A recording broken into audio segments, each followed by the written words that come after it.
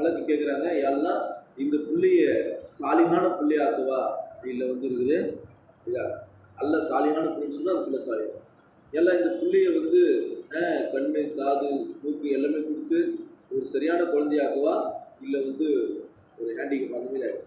இப்போ எதுக்கு சொல்ல வரணும்னு சொன்னால் அல்லாவோட நாட்டுப்படி நடக்குது எல்லாம். அதுக்கு தான் சொன்னாங்க, இது மனிதன் விளங்குவதற்காக அல்லாஹ் நபிமார் நல்லா வெளியாகும். அந்த 10 மாதம் கழிச்சு அந்த குழந்தை வெளியில் வருது. குழந்தை வெளில வருது, அதுக்கு இப்போ 10 மாதம் தான் அதோட அந்த இடம். அந்த மாதிரி துனியா இருக்குது, மனிதனுக்கு நிரந்தரமான இடம் இல்லை. நாளைக்கு மவுத்துக்கு அப்புறம் ஒரு வாழ்க்கை இருக்குது, அது நிரந்தரமானது சொன்னாங்க. கசாலி ராமத்துறை சொன்னாங்க, 1000 வருஷத்துக்கு ஒருத்தர் உதாரணத்துக்கு சொன்னாங்க, மனிதனுக்கு விளங்குறதுக்கு 1000 வருஷத்துக்கு ஒருத்தர் எடுத்து வந்து ஒரு பறவை இந்த துணியாவில் ஒரு கடுகு போடுது, ஒரு காலம் அந்த கடுகு கூட ரொம்பிடலாம், ஆனால் ஆபரத்தில்